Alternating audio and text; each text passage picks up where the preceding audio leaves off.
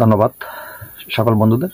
তো বন্ধুরা, আজকে আমি আপনাদের সাথে কিছু আলোচনা করব কর্কট রাশির বিষয় নিয়ে। কর্কট রাশির জাতক জাতিকা খুব সহজে আপনারা এই কাজগুলি যদি দেখেন, এই চরিত্রগুলি দেখেন, এই স্বভাবগুলি যদি দেখেন, এই লোক যে কোনো লোকের ভিতরে আপনি বুঝতে পারবেন যে এই লোকটার কর্কট রাশির জাতক অথবা জাতিকা। সে বিষয়ে আজকে আলোচনা করব। তো আমি ইতিপূর্বে আরও রাশি বিষয়ে কিছু আলোচনা করেছি, সেটা আপনারা দেখেছেন। তো আমার আলোচনা আর অন্যান্য আলোচনা এই দিকগুলি বেশ কিছুটা আলাদা। তার মানে আমি যেটা শিক্ষা দিচ্ছি সেটা হলো আপনারা নিজেরাই দেখতে পারবেন কে কোন রাশির জাতক জাতিকা। আমার বলতে হবে না, আমি আকার ইঙ্গিত যে বিষয়গুলি আপনাদেরকে বলে দিচ্ছি। আর অন্যান্য তান্ত্রিক যারা আছেন, কবিরাজ যারা আছেন, তারা কিন্তু আপনাকে শুধু রাশির ভালো মন্দটাই বলবে, কিন্তু আপনি চিনবেন কিভাবে সেটা আপনাকে বলবে না, তাই না?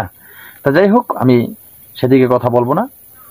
তাই কারণ আমি সবসময় আমাদের বলি যে আমার চ্যানেলটি প্রশিক্ষণের চ্যানেল। আমার চ্যানেলের সাথে আপনি যুক্ত থাকলে আমার চ্যানেল থেকে আপনি তন্ত্রমন্ত্র যন্ত্র শিক্ষা করে ভালো একজন কবিরাজ হতে পারবেন, মানব কল্যাণের জন্য আপনি কাজ করতে পারবেন। কারণ আমার চ্যানেলে নিত্য নতুন ভিডিও আমি আপলোড করে থাকি, বিভিন্ন ধরনের টোটকা বিষয় এবং গাছগাছড়ায় রোগমুক্তি, তন্ত্রমন্ত্র যন্ত্র, বিভিন্ন ধরনের বিষয় নিয়ে আমার চ্যানেলে আলোচনা করে থাকি। আমার চ্যানেলের সাথে যদি আপনি যুক্ত থাকেন, তো আমার চ্যানেল এখনো যারা চ্যানেল সাবস্ক্রাইব করেননি, প্লিজ চ্যানেল সাবস্ক্রাইব করুন, পাশে থাকা বেল আইকনটি বাজিয়ে নোটিফিকেশন করে দিন, যাতে আমি নতুন ভিডিও আপলোড করার সাথে সাথে সবার আগে আপনার কাছে চলে যাবে। তো বন্ধুরা, আশা করি বুঝতে পেরেছেন। তাই মূল আলোচনায় চলে যাচ্ছি। কর্কট রাশির জাতক জাতিকা যারা, তাদেরকে দৃষ্টি করে বলছি, যারা কর্কট রাশির জাতক জাতিকা তাদের অধিপতি গ্রহ সেটা হলো চন্দ্র। এই কর্কট রাশির অধিপতি গ্রহ তার নাম হলো কি? চন্দ্র। তো এদের যারা কর্কট রাশির জাতক জাতিকা, এদের বিশেষ করে এদের দেহের যে শরীরের রংটা কিছুটা কালো থাকে, ঠিক আছে? কালো, কিন্তু তাদের যে শরীরের গঠন এটা খাটো থাকে।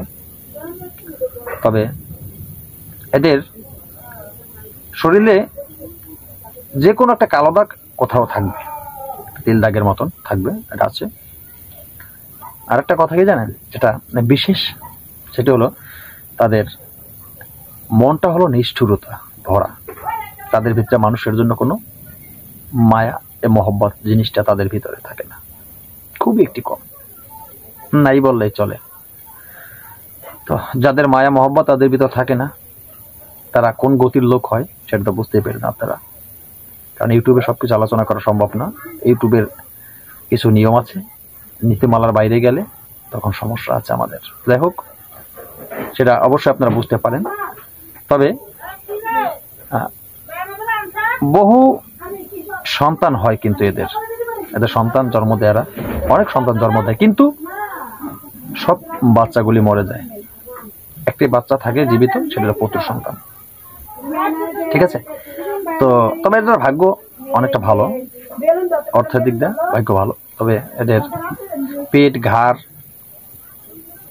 এগুলি কিন্তু সবসময় ব্যথা থাকে, ব্যথা হয়। তো এখন আরো কিছু ব্যাপার আছে, গলা, বুক, এই যে আবার গলায় ব্যথা, বুকে ব্যথা, কিন্তু মাঝে মধ্যে রক্তচাপ বেশি হয়। তো পা, নাভি, পেট, এই যে বিষয়গুলি প্রভৃতির অনেকটা সমস্যা অনেক সময় দেখা দেয়, কিন্তু এটা অনেক রোগে অন্য মানুষের যে কোনো রাশির লোকেরও হতে পারে। যাই হোক, কিন্তু বিষয়টা হলো মূল যেটা, সেটা হলো 2 বছর তখন শিশু বয়স, তার একটি মৃত্যুযোগ আছে। কাটিয়ে গেলে 5 বছরের একটি মৃত্যুযোগ আছে। এটা কাটিয়ে গেলে 7 বছরের একটি মৃত্যুযোগ আছে। বেশ কাটিয়ে গেছেন 16 বছরের একটি মৃত্যুযোগ আছে। এটা কাটিয়ে গেলেন 30 বছরে একটি মৃত্যুযোগ কেটে গেলেন। এরপরে 75 থেকে 78 বছরে আর একটি মৃত্যুযোগ আছে। এটাই হয়তো লাস্ট, জানি না পরে কি হবে। তো যাই হোক, এরপরে বলা আছে যেখানে শেষ, তারপরে আর বাঁচার ইচ্ছা থাকে না।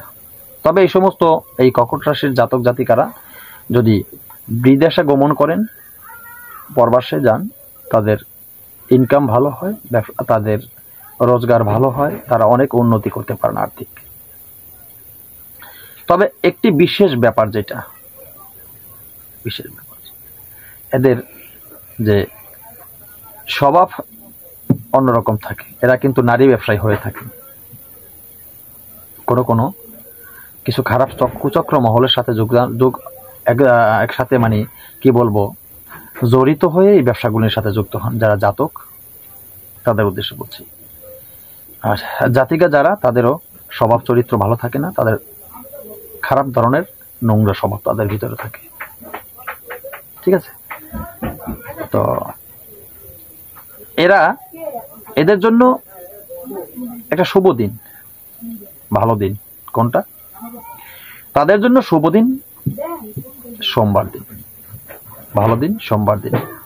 সোমবার তারা যে কোনো ধরনের কাজ করলে কারা সুফল পাবেন, যে কোনো ধরনের কাজ হোক সুফল পাবেন, জাতক জাতিকা দুই পক্ষেই। কিন্তু মঙ্গলবার তাদের জন্য ভয়ানক একটি খারাপ দিন। আমি কিন্তু আপনাকে বলি নাই যে আজকের রাশি কালকের রাশি, সেটা বলি নাই, সারা জীবনের কথা বলছি। সারা জীবনের রাশির গণনাটা আমি আপনাদেরকে দিচ্ছি। আপনার জন্য সারা জীবনের জন্য সোমবার ভালো দিন, মঙ্গলবার আপনার জন্য খারাপ দিন।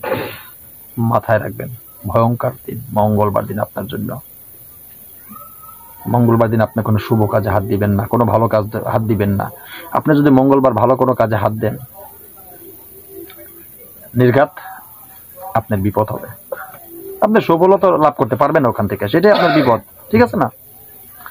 একটা কাজে হাত দিয়ে কাজে সফলতা না পেলে তো বিপদ, এটা বিপদ হয় মনে করি আমরা। এটাই আপনি মনে করবেন। তাই কেউ বিশেষভাবে মঙ্গলবার কোনো কাজে হাত দেবে না। তবে আর একটা বিষয় যেটা আছে, আপনি যদি মনে করেন শুক্রবার যদি আপনি সাদা রঙের, ওর উপর আংটিতে সাদা রঙের একটি পাথর বসিয়ে যদি এই আংটিটা আপনি ধারণ করেন, শুক্রবার শুক্রবার তৈরি করতে হবে, শুক্রবার এটা ধারণ করতে হবে হাতে, ডান হাতের অনামিকা আঙ্গুলে ধারণ করবেন। তাহলে আপনার জন্য কিছু হলেও শুভ সময় চলে আসবে, সামনে নিয়ে আসতে পারবে আপনার জন্য এই আংটি। আর যদি সেটা না পারেন, আপনি সাদা রঙের, শুক্রবার দিন সাদা রঙের বস্ত্র পরবেন, তাহলে এটা আপনার জন্য শুভ ফল দিবে। তো বন্ধুরা, আশা করি বুঝতে পেরেছেন। এবং এখানে আর একটা কথা যেটা বলা রাখে, এই দেহ লগ্নের আরো অনেকগুলো হিসাব আছে। যাই হোক, আমি এতদূর কথা বলতে যাব না, ভিডিও অনেকটা লং হয়ে যাবে। যেটা বিশেষ প্রয়োজনীয় সে বিষয়ে আপনাদেরকে বলে দিচ্ছি। বিস্তারিত যদি আপনার আরো কিছু জানার দরকার থাকে, বিশেষ প্রয়োজন মনে করেন, আপনারা স্ক্রিনে দেওয়া নাম্বারে যোগাযোগ করবেন, আমি আপনাদের সাথে যোগাযোগ করব, আপনাদেরকে বলে দিব আপনাদের যারা প্রয়োজন। ধন্যবাদ। আশা করি সকলে ভালো থাকবেন। নতুন ভিডিও নিয়ে আসার আগ পর্যন্ত আল্লাহ হাফেজ।